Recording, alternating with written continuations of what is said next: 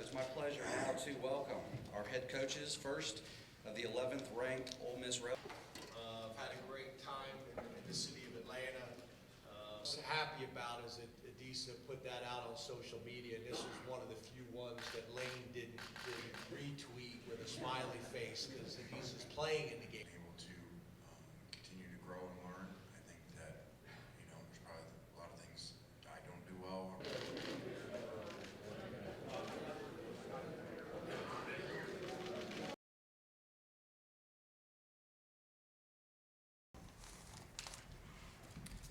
All right, so it's my pleasure now to welcome our head coaches, first of the 11th ranked Ole Miss Rebels, Coach Lane Kiffin, and of the number 10 ranked Penn State Nittany Lions, Coach James Franklin. Coaches will begin with an opening statement. Lane, start with you and just talk about how the week has been, the experience in general, and maybe how this compares to other bowl trips that you've had. Yeah, thank you. This has been a great week.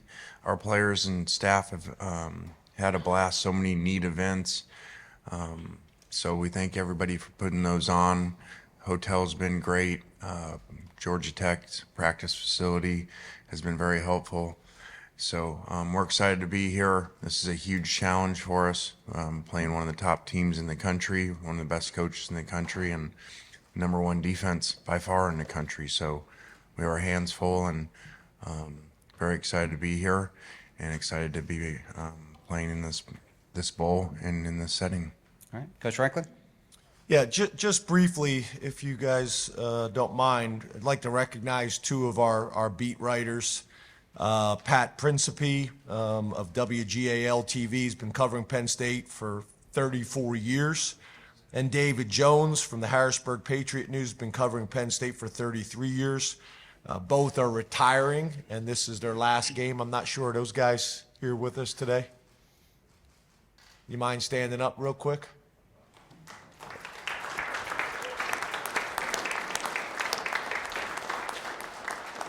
Appreciate you guys. Yeah, we've had a great experience. We've been here almost a full week.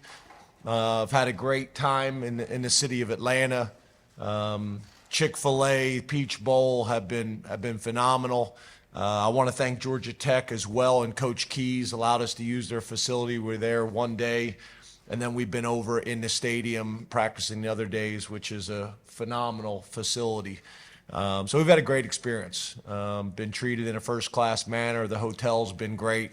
I've had a chance to interact with Lane, which has been really good. We have a lot of coaches and friends in common, but we haven't really spent a ton of time together in the past. We were at the Dodd dinner last night, which was a great event.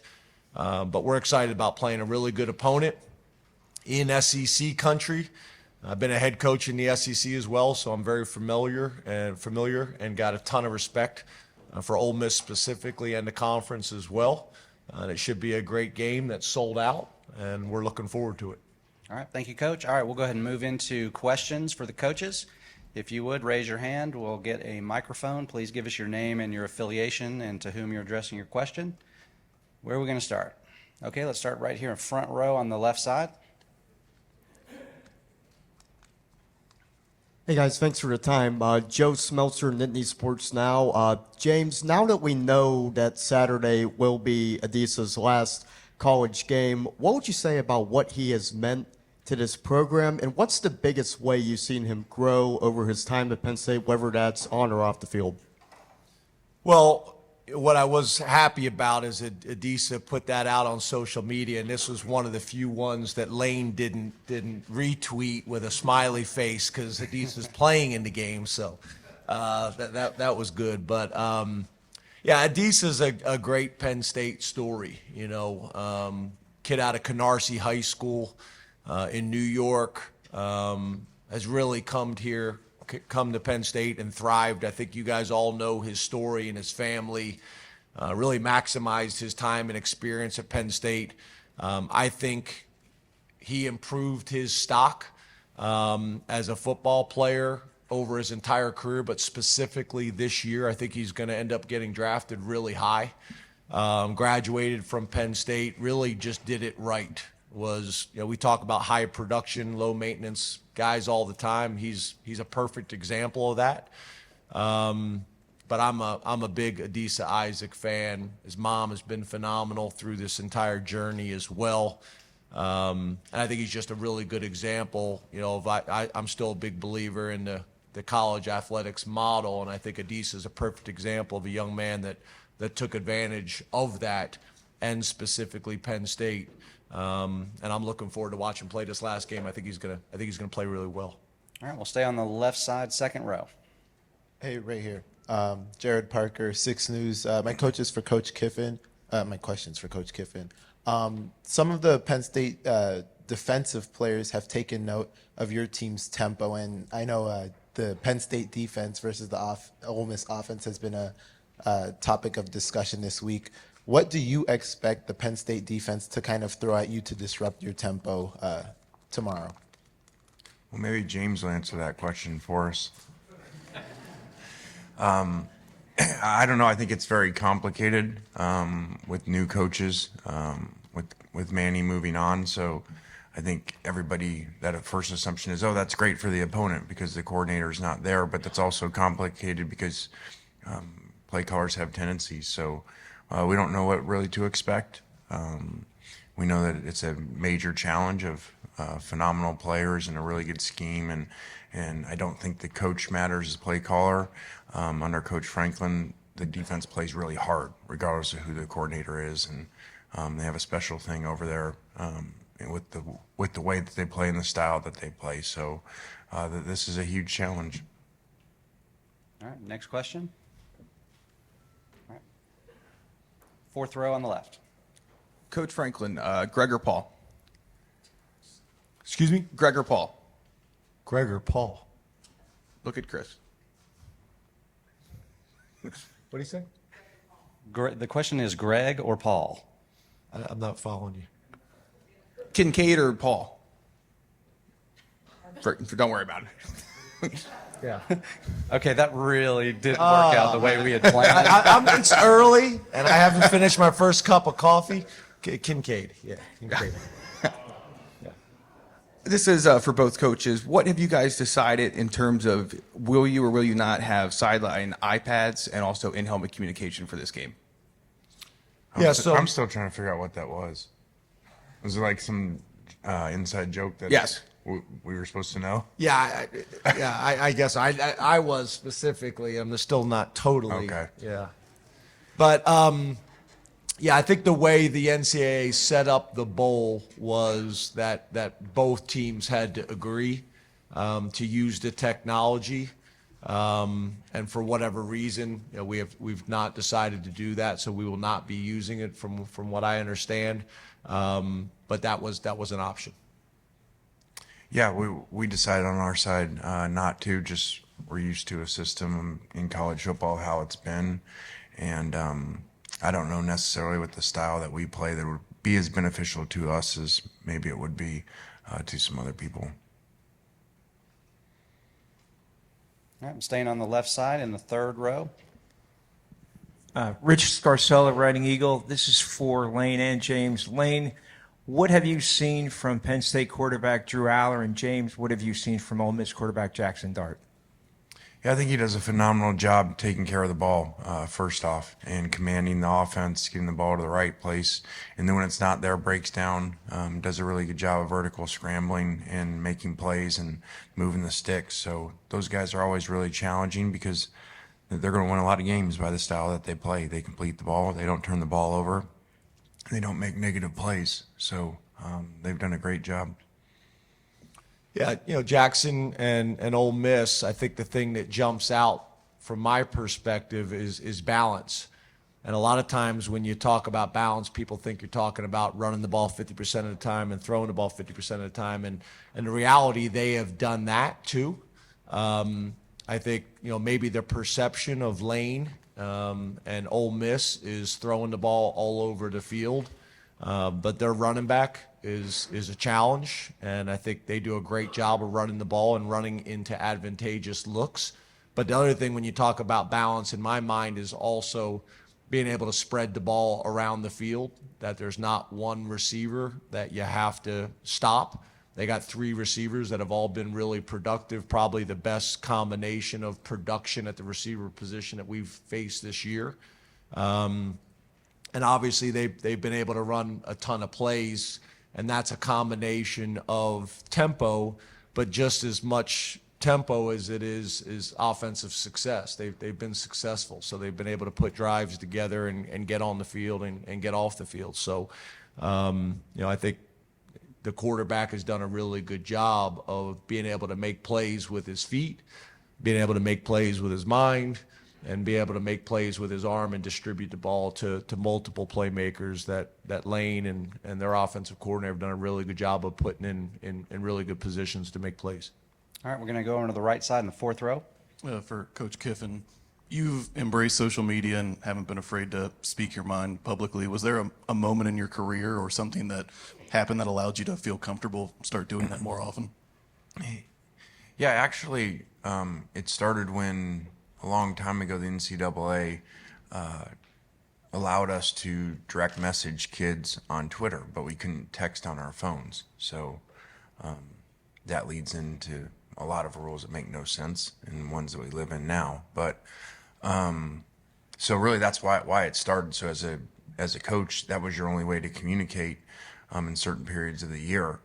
And then it kind of just grew from there, and really just I think the reaction of, you recruit so many kids out of your own area, no matter where you are, for the most part, that it's kind of a connection that sometimes when a parent comes to visit or you go into a home visit, maybe you haven't met them before and they feel like they have, and they say, wow, I love following you on Twitter, and it's kind of a starter where it all kind of starts the relationship with someone, and so I think in that way it's been helpful for us.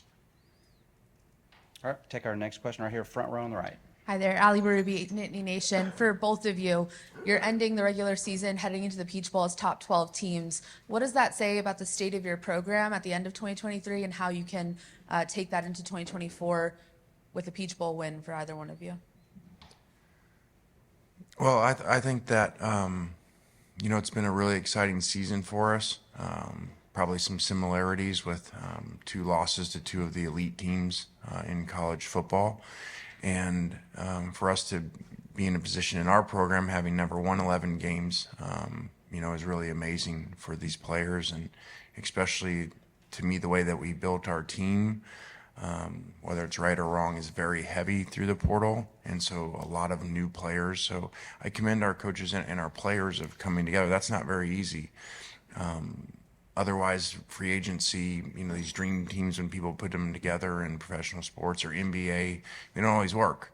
And it takes some unselfishness because they all come thinking that everything's gonna go their way, and then it doesn't, so they gotta buy into the team. So I'm really proud of our guys. And then catapulting into next year, we've had a lot of guys. Again, this calendar is nowhere in other sports. We're in free agency and we're still playing a game here tomorrow. So we have players announcing they're coming back, announcing that they're coming in, and leaving. So I think that we've had a really good, I say off season, but we're in season in that area to lead into next year. Yeah, I think, the way we ended last season with a Rose Bowl win, I felt like the momentum was a real positive for our program, whether it was recruiting, whether it was transfer portal, whether it was just a general feeling and excitement, with our fans, with the media, with our players in the locker room. I think that was helpful. I think in some ways, obviously, a bowl game is the ending of the previous season, but in a lot of ways, you can also look at it as the start of the next year. I think our programs both are similar in some ways, but very different in others. We have not been a big transfer portal team. We've been more of a traditional high school recruiting team, but we do accent our recruiting through the transfer portal. And we're excited. We're excited about playing this game and playing this opponent, and hopefully playing well enough that, again, we can have this momentum going into the offseason for recruiting, for spring ball, for the confidence that a lot of players that are going to play in this game that maybe haven't had as significant of roles earlier in the season. So I think there's just a ton of reasons why this game is important for both programs, and looking forward to playing it. All right, we'll take our next question all the way in the back. This is for Coach Kiffin, Andrew Clay, Nittany Nation. Coach, I wanted to follow up on something you said about preparing for Penn State's defense, knowing there's a different play caller. Anthony Poindexter has been a defensive coordinator at other places. Do you find there to be an advantage in studying how he's called defenses in the past at past jobs, or is that kind of irrelevant given that there's so many other circumstances? Again, I don't think you can figure that out because it's very abnormal. Normally coaching changes happen and they have spring ball, they have a whole off season. So, and you open with somebody and you go to study where they were the coordinator before, versus a place that, just had a few weeks, to prepare for this game. And also they've played so great in all situations on defense. I mean, the guess would be that there wouldn't be a whole lot of change, when they put their players in such good position and played so well. So I don't really know that answer. All right, next question also in the back. Hi, this is for both coaches. I'm Dave Jones from Penn Live, way in the back. With the transience of the portal and opt-outs, just recently, in the last few years, have either of you guys embraced any kind of overall philosophy about keeping the team engaged, keeping everyone together? Has it been more of a challenge or not for bowl games and prep for bowl games? Yeah, we were discussing it a little bit last night. To be honest with you, I think that's the challenge, right? This is new. This is new to all of us, and it's really changed year by year. Transfer portal windows, NIL. I think all these things have changed. So I think that's one of the more difficult things. Is I think in the previous structure, you could kind of rely on past experiences, but this has been a moving target. I think we're both trying kind of different approaches and trying to figure out what is the best thing for both of our programs. But I think it's a challenge for everybody right now. This is I think one of the more challenging times in college athletics, and specifically football, specifically when it comes to, like Lane mentioned, the calendar.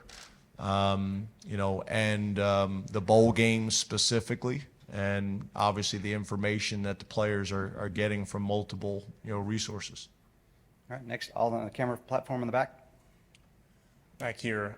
Lane, through these practices this week and the last couple of weeks, I know you've always mentioned, how much is at stake to become the first team to win 11 games and continue this momentum with recruiting, all that stuff. But from the player side, how would you kind of assess their sense of urgency throughout these practices for this game? Yeah, to finish the second part of that question, because you look frustrated that you didn't get the other part. I'm not saying this because he's here. I think that Penn State and Coach Franklin really has been a model of whatever they do of how to do this, as far as guys not going in the portal, guys not opting out for games. And they've done a phenomenal job over the years of it. So I think that's rare nowadays. I think that I've been very critical of the calendar, been very critical of the system, even though we try to obviously maximize the system.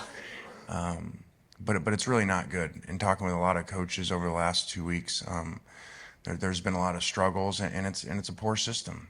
You don't have free agency during the season. That doesn't happen, and so with no parameters around it, and that's what we're dealing with. And talking to coaches around the country, dealing with players coming in, and they're going to opt out for the game, or they're going to transfer if they don't play this many plays, or they don't get this much money. I mean, well, what are we talking about? So again, you got a system that is not going to get better till it gets fixed. It's going to get worse, because ask NFL teams, if they were getting ready to start the playoffs, would they ever put free agency right before it? And not just players negotiating for the next season, negotiating whether they're going to play in the playoffs. So it's a very poor system.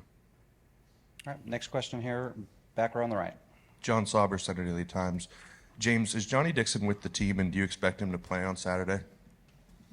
Yeah, so Johnny Dixon is not with the team currently, and so obviously we don't anticipate him to play in the game. All right, staying in the back row on the right. Audrey Snyder with The Athletic. This is for both of you guys. Lane, you called it a poor system, the calendar. James, I know we've talked before about it. I guess how would both of you guys go about potentially altering this calendar, and what concerns do you have about next year, considering the timeline gets changed with the playoff semifinals and all that as well? Well, that to me is a long discussion in a lot of different areas, whether that's the calendar, whether that's their employees. Do they have real contracts? Do they have public contracts that we would all know what they were, like professional sports? So to me, that's a long conversation of a lot of different areas of a system that's very broke. But again, I'm not complaining, don't get me wrong. We try to maximize the rules and what they are to create the best team that we can, the most competitive team.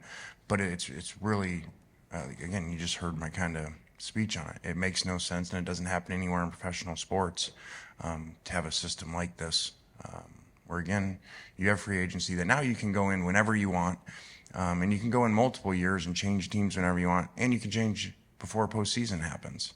So I don't know why that's really good, and it certainly isn't good for academics as they continue to transfer, continue to lose credits. So this was, in my opinion, not thought out at all, and now a two-time transfer was really not thought out. Yeah, I think, Chip Kelly made some comments a few weeks ago, and I think he said some things publicly that a lot of coaches have been talking about privately for a while. I think Lane obviously brings up some really good points as well. I think at the end of the day, and I've said this before, I think the reality is, a commissioner of college football would be valuable. I think there's a reason for a commissioner of college football to be able to work with the commissioner of the NFL, because I think the NFL should be working with college football.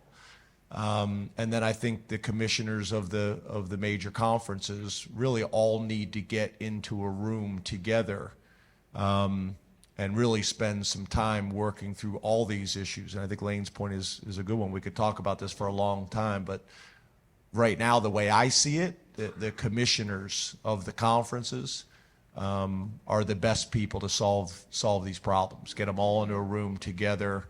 You could have representation from the NCAA as well, the NFL, and sit down and really start from scratch. A whole new calendar, a whole new model, recommendations, and I think that's really how this is going to get done moving forward. But it needs to happen, and I think it needs to happen quickly. Right now, there's no parameters, there's no guardrails, and I don't really feel like it's in anybody's best interest.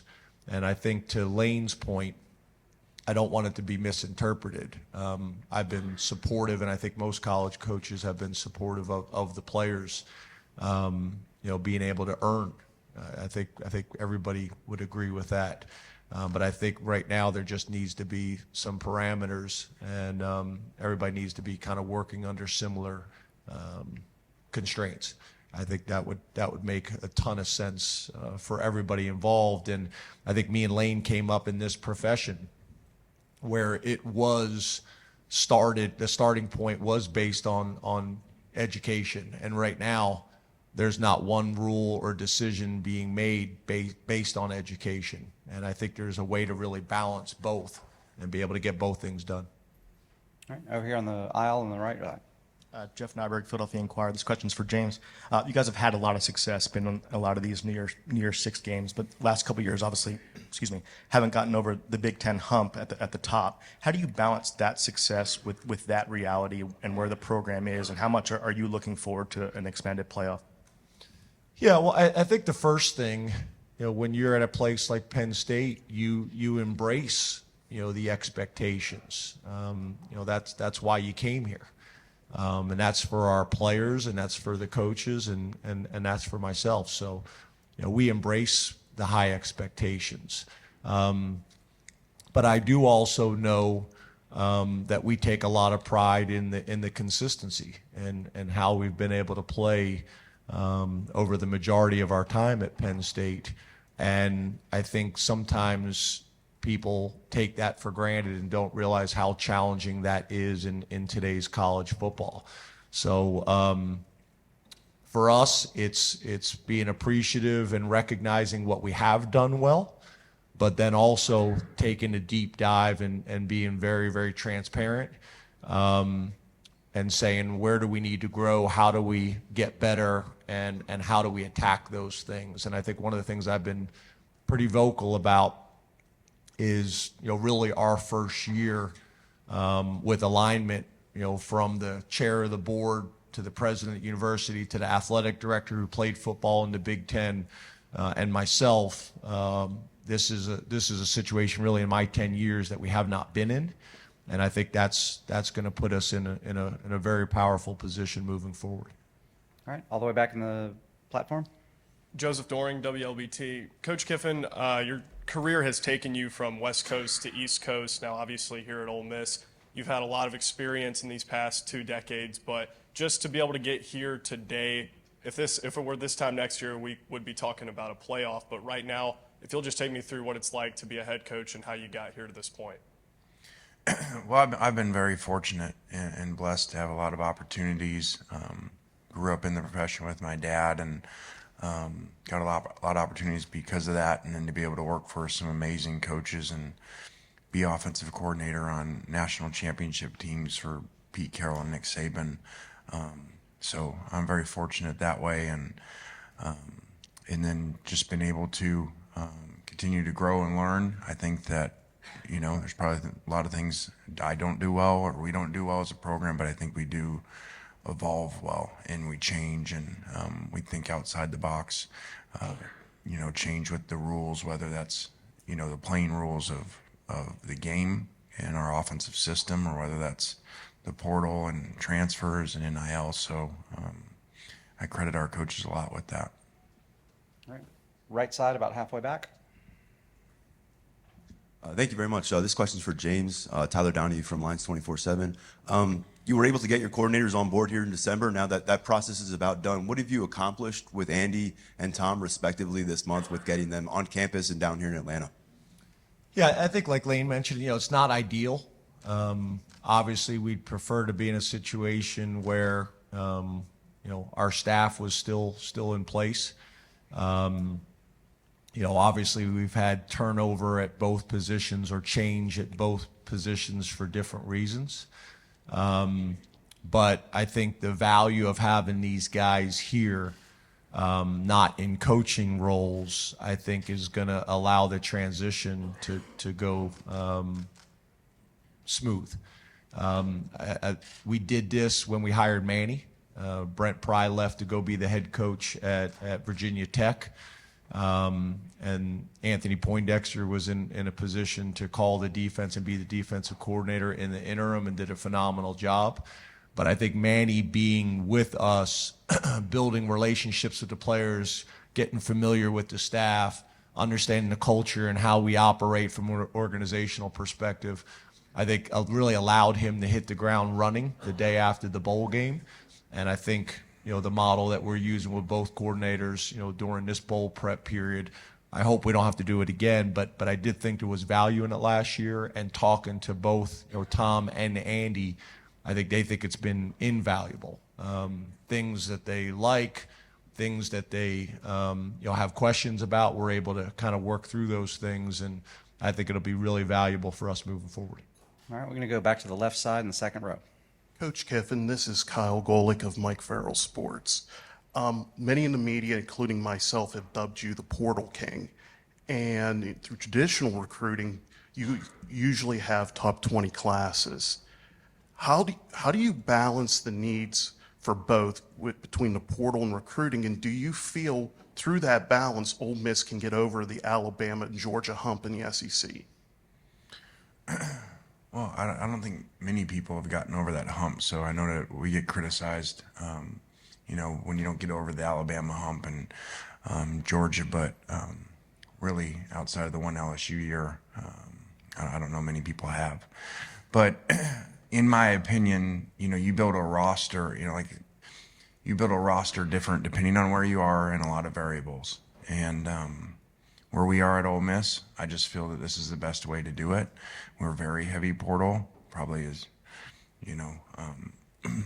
whatever, top 10% of teams, and I just think that's the way to do it where we're at.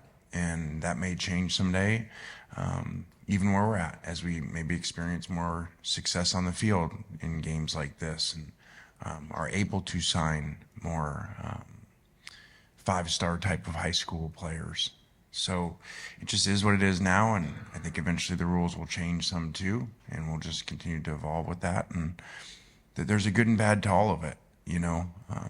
Ideally, the traditional model is the best if you can do that. If you can sign great high school players, 25 of them, and build that way. But I also don't know that that's going to work quite as well as I think us coaches would all like it to work, because of the transfer and because of the kind of five-star syndrome. So now those guys sign in the top classes that are celebrating on signing day. I don't think that celebration is probably quite as much as it used to be, at least down in our area. Like I said, James has done the best job of keeping players, probably anybody in the country, but a lot of these others, as you look at the classes the last 2 years, these five-star guys aren't paying off. They're getting them into their program. Let's be honest, they're paying a lot of money for them. And then when it doesn't go exactly right, they're in the portal and they're going to someone else. So I think that there is no exact way to do it, and you got to do it different depending on where you're at. All right, back to the middle of the platform in the back. Lane, you were just mentioning that Alabama-Georgia hump, and this question's for both of you coaches. Do you kind of see similarities in the two of your programs, in Ole Miss and Penn State, kind of being close to the top of that conference and kind of working your way to get over there to be at the number one kind of spot? I guess starting with you, Lane. Well, Penn State and Coach Franklin, they've been doing this for a long time. He's been in these type of games for a long time. I think I read something where maybe the only team that could win all of them for all the New Year's Six Bowls. So we're kind of new to this, and that's a big challenge. Those are two of the top programs in the country, and like I said off the top of my head, I mean, outside of going to ask Ed Ogeron and Joe Burrow in the last 10 years, who's really gotten over that hump of those two. So we'll just continue to work at it. But like I said, they've been up here for a long time as top 10 teams, and we happen to be up here for our second time in 3 years. So we'll just continue to work at it. All right, left side, third row. Yeah, the Neil Riddell from the Altoona Mirror. For James, you mentioned that Kalen, you have him for one more game. Just curious now with Johnny, how you'll manage the time in the secondary.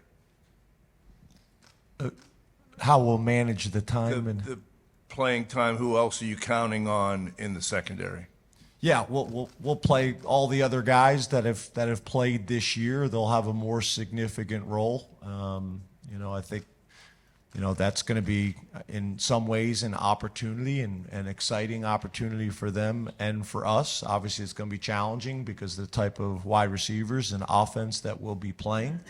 But these are the guys that we're also going to be, depending on, next season. So it creates, some more opportunities in this game, and we've embraced it with a next man up mentality. And again, we're not the only program that's dealing with a little bit of this. I'm sorry, Coach, did I step on your toes there a minute ago? Did you want to address that previous question? Yeah, I think there was a previous question, but to be honest, now I forgot what it was. About getting over the hump. Oh, yeah. So I think in a similar way that Lane mentioned it, I think up till the last 2 years, we were the only other team in the Big Ten that had won a Big Ten championship. So it is challenging, but I also think there's that fine line of what we've discussed is winning 10 games, winning 11 games in a conference like the Big Ten or in the SEC. Is more challenging on a consistent basis than I think people realize.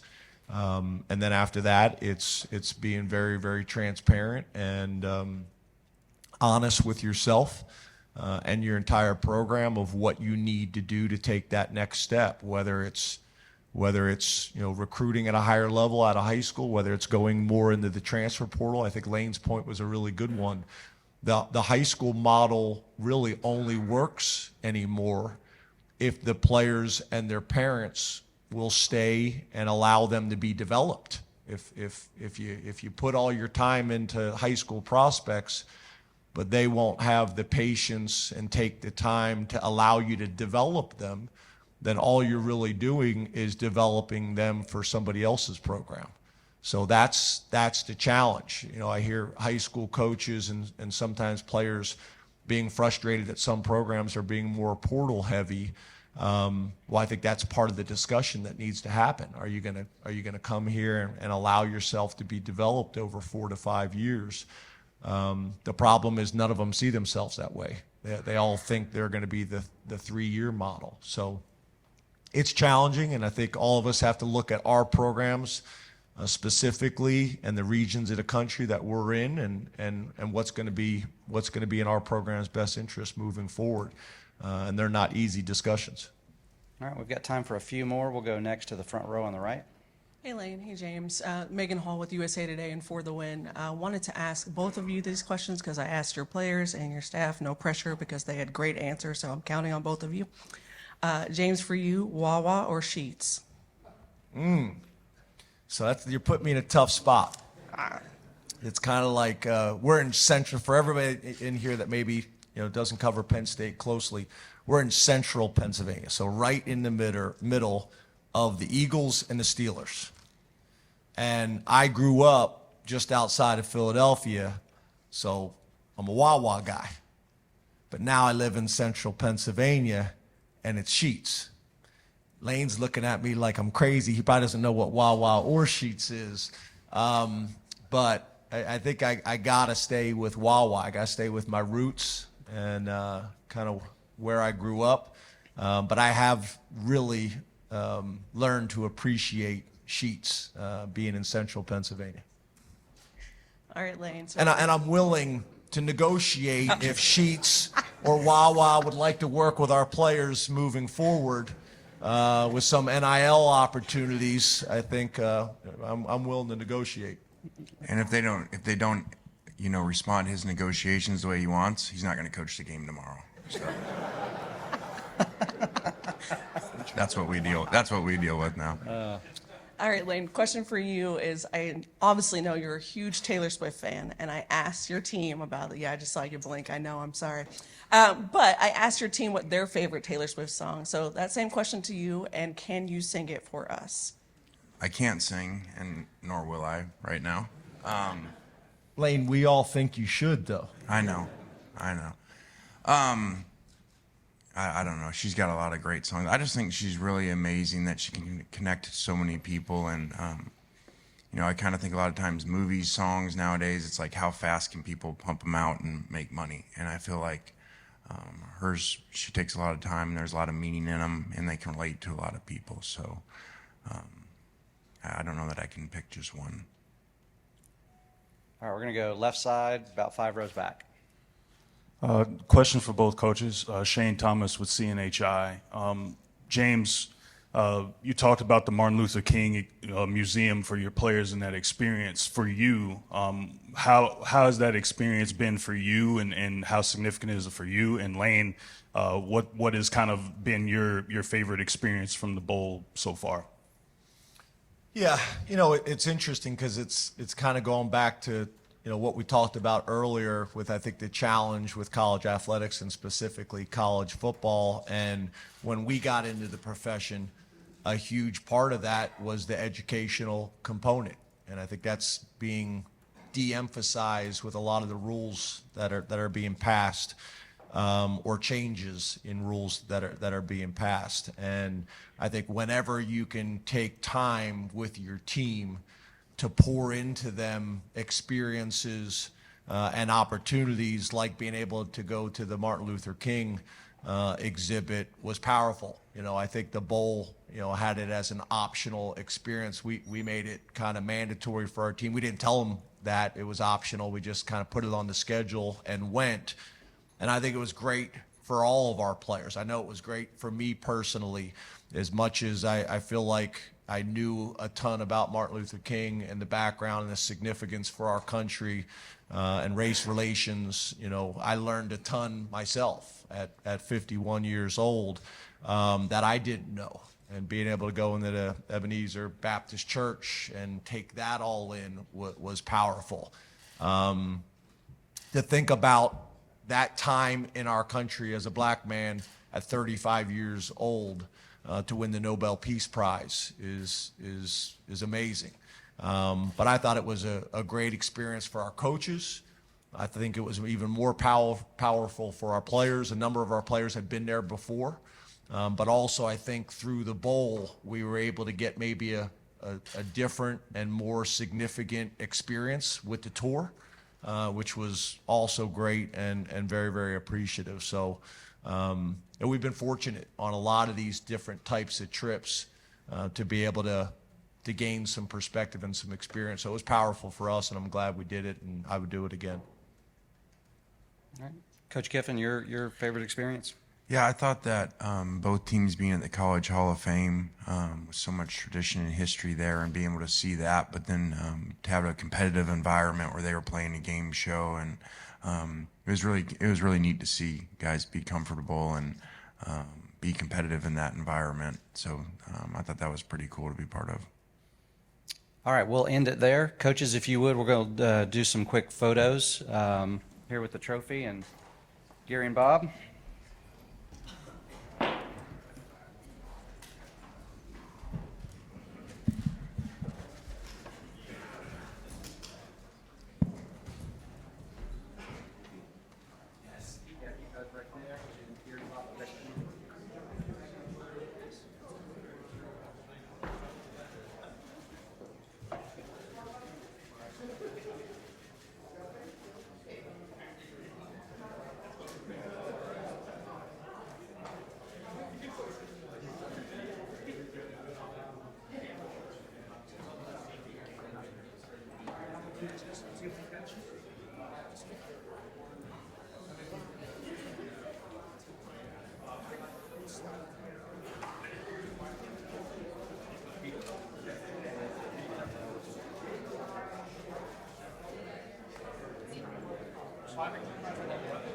All right, couple more. All right, in the middle, can you guys get good? I need a cleat camera shot in the back, please. If you're in the aisle, can you scoot down?